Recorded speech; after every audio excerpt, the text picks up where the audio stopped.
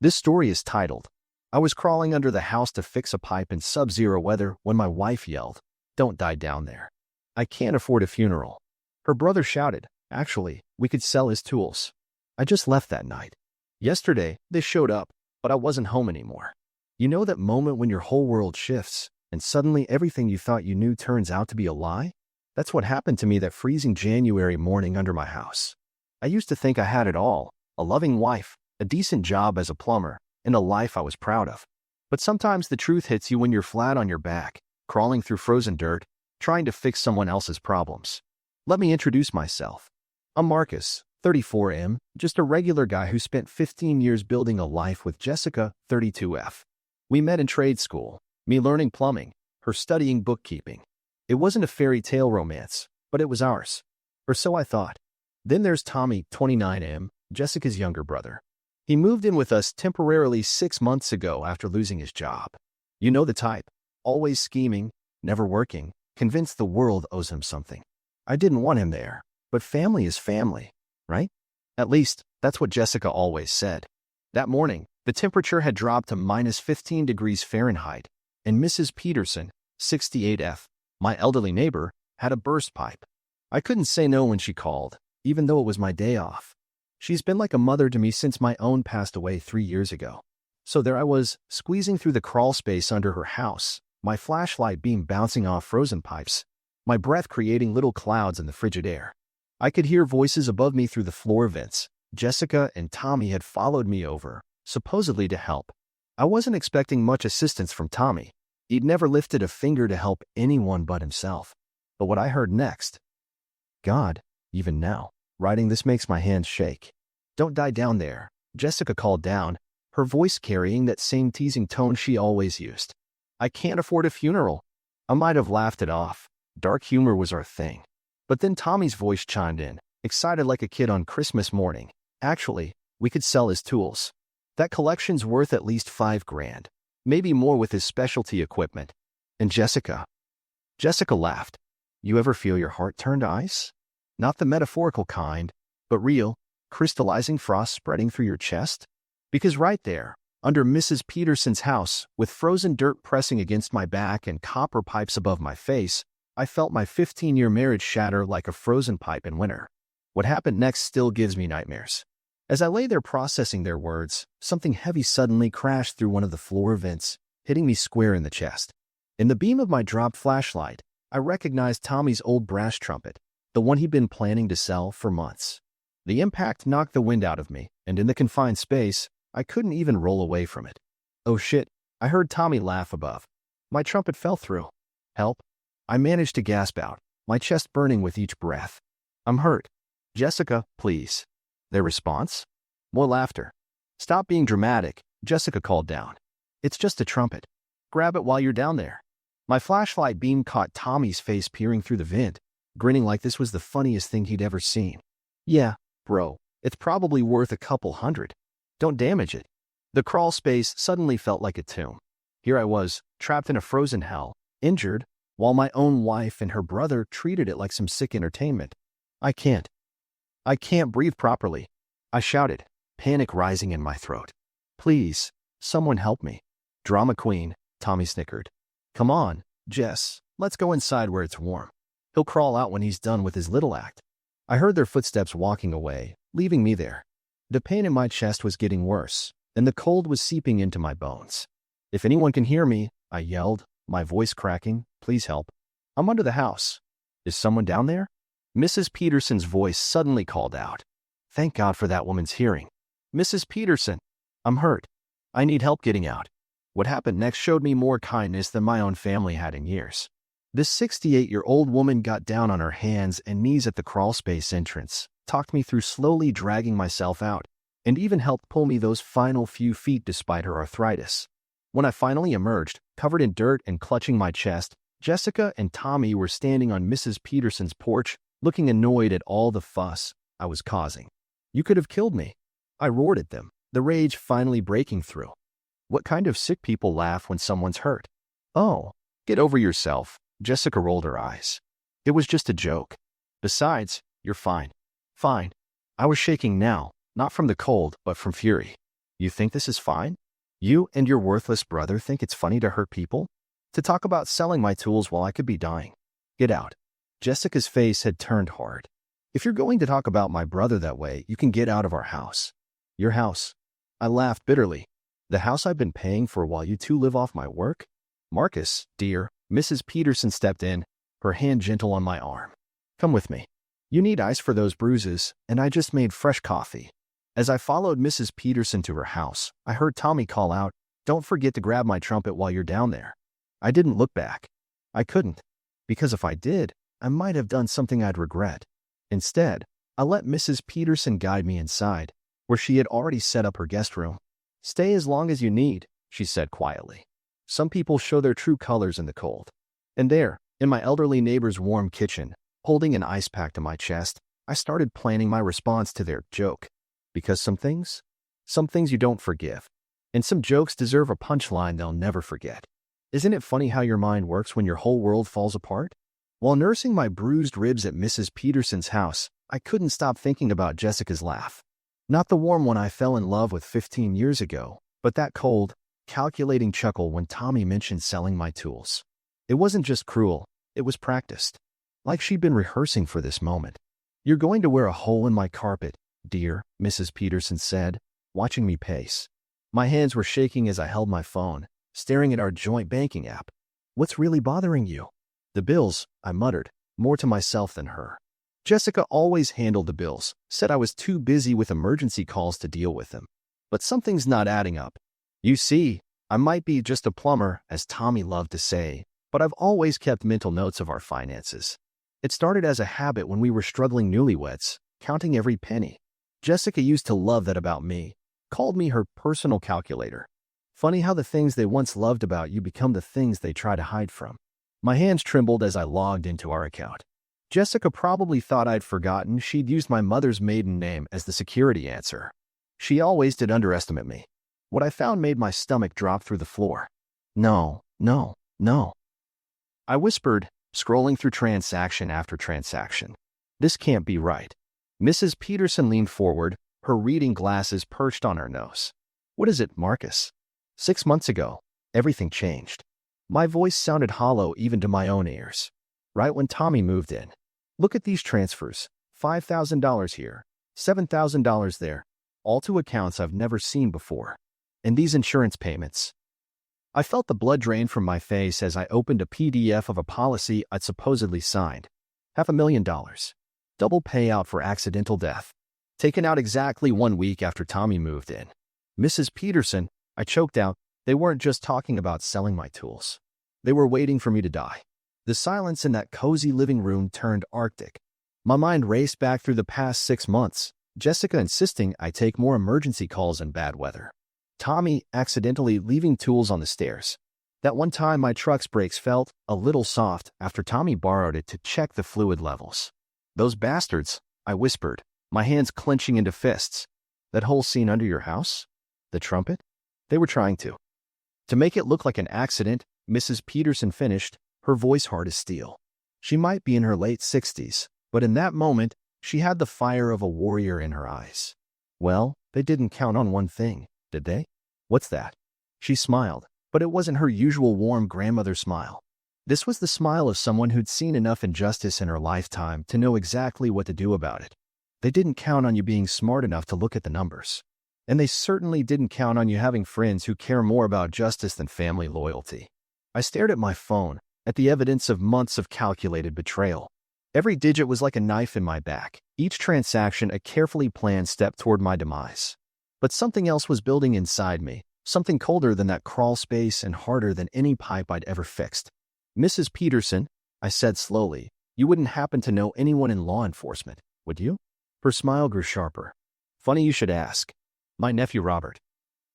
Well, let's just say he takes a very dim view of people who try to profit from accidental deaths." As she reached for her phone, I took one last look at the insurance policy. Jessica's signature was there, bold and clear, right next to Tommy's as a witness. They thought they were so clever, playing the long game, setting up the perfect accident. But they forgot one thing. Sometimes the prey turns out to be the predator. And I was done playing dead. "Are you sure about this?" I asked Mrs. Peterson as she pulled on her coat.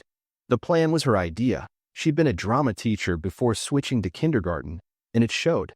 "Trust me, dear," she said, adjusting her scarf with trembling fingers that I now knew were more for show than actual weakness. Sometimes the best way to catch a snake is to let it think its prey is already dead. I watched from her upstairs window as she made her way across the street, her steps deliberately slow and uncertain. The hidden audio recorder in her coat pocket was picking up every sound, transmitting directly to my phone. My heart pounded as she knocked on my front door, the home I'd paid for with 15 years of crawling under houses and fixing other people's problems. Jessica answered, and I could hear the fake concern in her voice through the receiver. "Mrs. Peterson, is everything okay? You look upset." "Oh, Jessica, dear." Mrs. Peterson's voice quavered perfectly. I need to tell you something about Marcus. He was at my house earlier. He had some kind of breakdown. He was crying, talking nonsense about betrayal and insurance policies." Through the window, I watched Tommy appear behind Jessica, his face a mask of calculated concern. But I saw it, that quick glance they shared, the slight upturn of Jessica's lips before she forced them back into a worried frown. "What do you mean he was talking about insurance policies?" Jessica's voice hitched just slightly. "Amateur theater," I thought bitterly. I'd seen better performances when she told me she loved me every morning for the past 6 months. "Oh, I don't know." Mrs. Peterson wrung her hands. He was so distraught. He kept saying he couldn't trust anyone anymore. Then he just left, got in his truck, and drove away. "I'm so worried. Should we call someone?" That's when it happened. The moment that would have broken me if I hadn't already been shattered. Jessica's face. God, her face. For just a second, before she remembered to act grieved, her eyes lit up like Christmas morning. She actually had to bite her lower lip to keep from smiling. "Left." Tommy stepped forward, his voice eager. "Like, left? Did he take anything with him?" "Just his wallet and phone." Mrs. Peterson dabbed at her eyes with a handkerchief. "He wasn't thinking clearly at all. Kept saying something about going where no one could find him." "That's terrible." Jessica gasped, but I heard it in her voice, that slight lilt of excitement she used to get when finding a good sale. Only now she thought she'd found something better, a way to cash in on her investment in my death. We should give him some space, right? I mean, when people are having a breakdown, you shouldn't crowd them. "You don't seem very worried," Mrs. Peterson noted, her voice carrying just the right touch of confusion. God, she was good at this. "Oh, I am." Jessica backpedaled quickly, putting a hand to her chest. "I'm just trying to stay strong, you know? Tommy, maybe we should call that insurance agent? To report Marcus missing?" Tommy nodded eagerly. "Yeah, definitely. Better safe than sorry, right?" I watched Mrs. Peterson sway slightly, playing up her elderly confusion. "Insurance agent? But surely the police." "We'll handle everything," Jessica cut in smoothly, already starting to close the door. "Thank you for letting us know, Mrs. Peterson. We'll take it from here." As the door closed, I heard Tommy's excited whisper through the recorder. "Holy shit, Jess, this is even better than we planned. If he offed himself somewhere." "Shut up," Jessica hissed, but she was laughing. Actually laughing. "Not now. Not here. We need to make some calls." Their voices faded as Mrs. Peterson walked away, her steps still measured and slow until she was out of sight. 5 minutes later, she was back in her living room, shedding her coat with the grace of a veteran performer taking her bow. "Well," she said, plugging the recorder into her laptop. "I believe that's what they call a smoking gun." I stared at her, this incredible woman who just orchestrated a masterpiece of deception. "Mrs. Peterson, have I told you lately that you're terrifying?" She smiled, her eyes twinkling with satisfaction. "Dear, I taught kindergarten for 40 years. You don't survive that long without learning how to spot bad actors. And those two." She shook her head. "They wouldn't have made it past the school Christmas pageant." I looked at the recording software capturing every damning word, every revealing laugh, every moment of their mask slipping. "They really think I'm gone," I whispered. "They really think they won." "Oh, Marcus," Mrs. Peterson patted my hand, but her smile was pure steel. "They're about to learn the hardest lesson I ever taught my students. Sometimes the best surprises come after you think the show is over. You know what's funny about karma? Sometimes it likes to make a grand entrance." That's exactly what I was thinking as I leaned against my truck in the Midwest Life Insurance parking lot, watching Jessica's red Honda pull in. Mrs. Peterson's nephew had tipped us off about their appointment, Turns out insurance companies get real interested when beneficiaries come asking about missing persons just days after taking out massive policies. I couldn't help but smile as Jessica strutted toward the entrance in her favorite business meeting outfit, Tommy trailing behind her like an eager puppy. They were so focused on their prize they didn't even notice me until they were 10 feet away. Going somewhere? I called out. I wish I had a camera for their reactions. Jessica stopped dead in her tracks, her designer purse slipping off her shoulder. Tommy actually stumbled backward, his face going from eager to terrified in record time. And Marcus. Jessica's voice cracked. But Mrs. Peterson said that I had a breakdown and disappeared? I pushed off from my truck. Yeah, Mrs. Peterson says a lot of things. Like how you two couldn't stop smiling when you thought I was gone. Pretty cold, Jess. Even for you. Listen, bro, Tommy started, taking a step forward. You're getting it all wrong, Dash.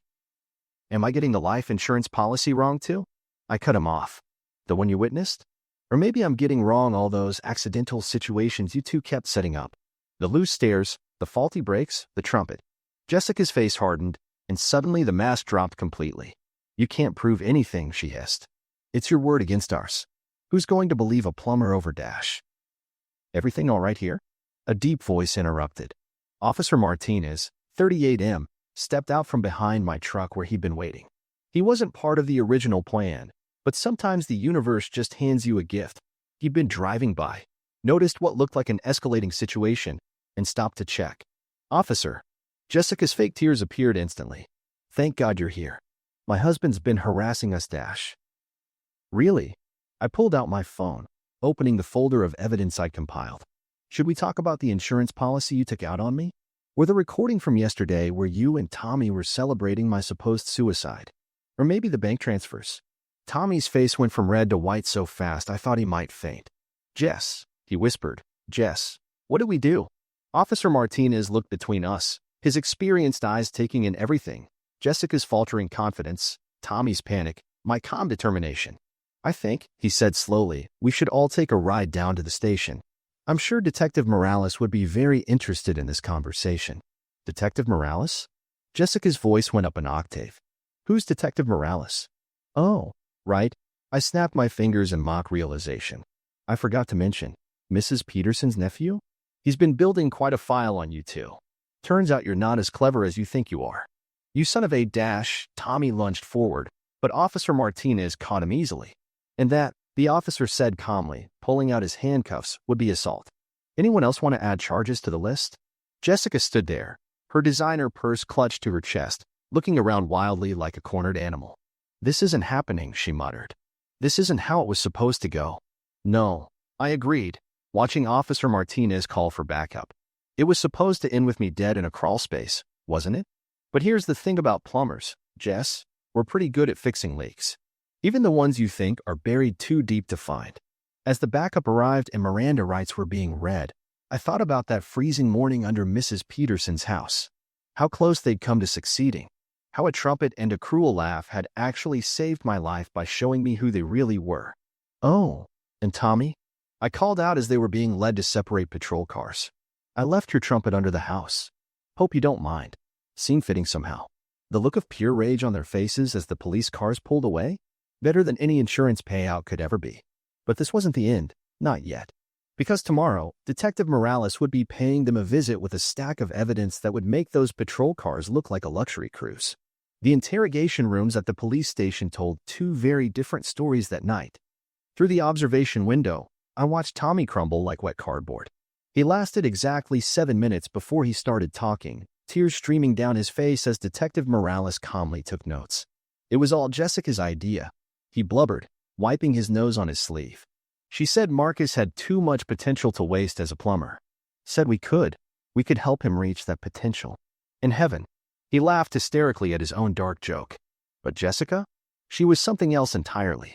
In the next room, she sat perfectly poised, designer blouse still crisp, responding to every question with a practiced smile. That is, until Detective Morales laid out the evidence one piece at a time. Bank statements, insurance policies, recorded conversations, Mrs. Peterson's witness statement. That's when the cracks started showing. You don't understand, she said, her manicured nails drumming against the metal table.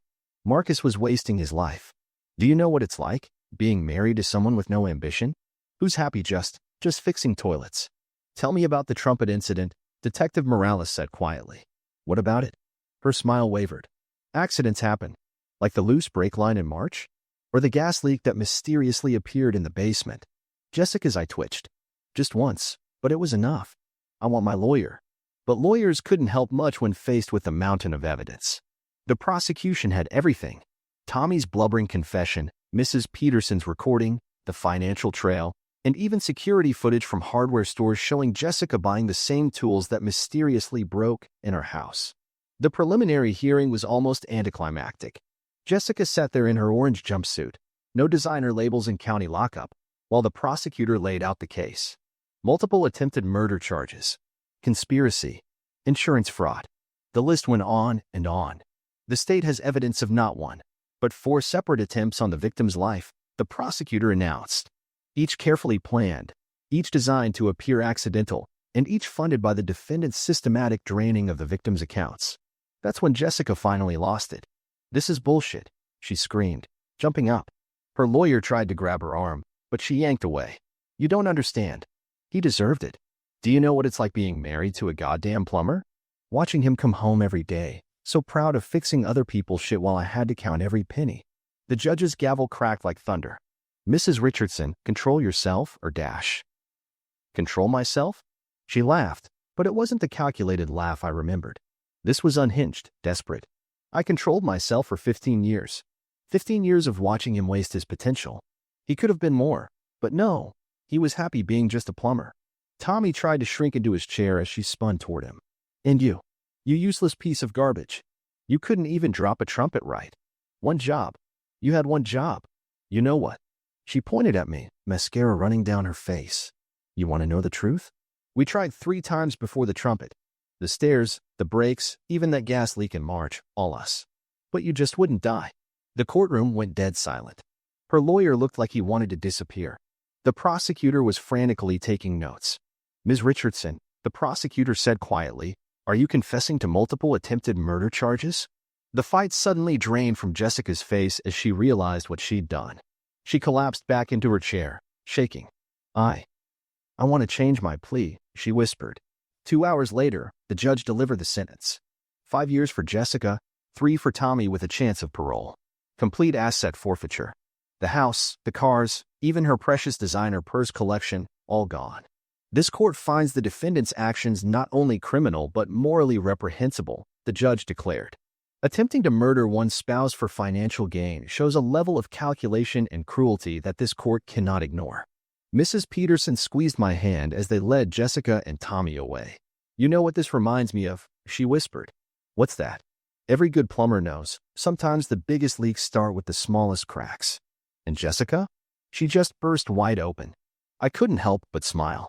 Because in the end, that's exactly what happened. All their careful planning, all their schemes, undone by the very thing they looked down on. A simple plumber who knew how to find leaks in their perfect plan. In light of the evidence presented and the defendant's own confession, the judge's voice echoed through the silent courtroom. This court sentences Jessica Richardson to 5 years in state prison for attempted murder and conspiracy to commit insurance fraud. The color drained from Jessica's face. This wasn't the performance she'd planned. As for Thomas Wilson, 3 years for being an accomplice to attempted murder, with possibility of parole after 18 months. What? Jessica's shriek made even the bailiff jump. 5 years? No, no, no. You can't do this. She spun around to face me, mascara running down her cheeks. Marcus, please. Tell them it was all a misunderstanding. When I didn't respond, she actually fell to her knees, her orange jumpsuit pooling around her like some twisted version of the designer dresses she used to wear. I'm sorry. I'm so sorry. I didn't mean it. We can work this out, baby, please. The judge cleared his throat. Furthermore, given the nature of these crimes, this court orders complete asset forfeiture. The house, vehicles, and all personal property not proven to be obtained through legitimate means will be seized. Jessica's theatrical sobbing stopped mid-hiccup. My things? My clothes? My jewelry? All of it, the judge confirmed. The property will be liquidated to repay Mr. Richardson for the funds fraudulently taken from his accounts. That's when Jessica showed her true colors one last time. She lunged forward, screaming like a banshee. "You pathetic plumber! You're nothing. You hear me? Nothing." It took 2 bailiffs to drag her out, her designer heels, probably the last pair she'd wear for 5 years, scraping against the courtroom floor. Tommy just slumped in his chair, looking like a deflated balloon. "I should have stayed in Cedar Rapids," he muttered as they led him away. Later that evening, Mrs. Peterson and I sat on her front porch, watching the sunset. The same porch where Jessica and Tommy had stood that freezing morning, laughing about my supposed death in the crawl space. Now they were trading their designer clothes for prison uniforms, and I was drinking Mrs. Peterson's special blend tea, with a splash of bourbon. For medicinal purposes, she insisted. "You know what's ironic?" I said, sipping my spiked tea. "They thought I was just a simple plumber. But being a plumber taught me everything I needed to know about fixing this mess." Mrs. Peterson raised an eyebrow. "How so?" "Well, when you're dealing with broken pipes, you can't just patch over the problem. You have to dig deep, find the source, and sometimes—" I smiled, watching the last rays of sun paint the sky in shades of justice. "Sometimes you have to replace the whole damn system." "Language, dear," Mrs. Peterson chuckled, but her eyes twinkled. "Though I suppose if any situation deserved a curse word, it's this one." We sat in comfortable silence, watching the stars emerge. Somewhere in the distance, a police siren wailed, and I thought about Jessica and Tommy in their new homes. Metal bars instead of designer furnishings, concrete instead of marble floors. "Mrs. Peterson?" "Yes, dear. Thank you. For everything." She patted my hand. "You know what they say, what goes around, comes around. Or in this case." She gestured to where we were sitting. "What falls down, comes around." I couldn't help but laugh. Because sometimes, the best revenge isn't just living well. It's living well exactly where they tried to destroy you. And as I sat there, drinking bourbon-laced tea with my elderly guardian angel, I realized that maybe, just maybe, I'd been the lucky one all along. After all, I might be just a plumber, but at least I'll be sleeping in my own bed tonight. And Jessica? Well, she's got 5 years to figure out how to fix a toilet with a plastic spork.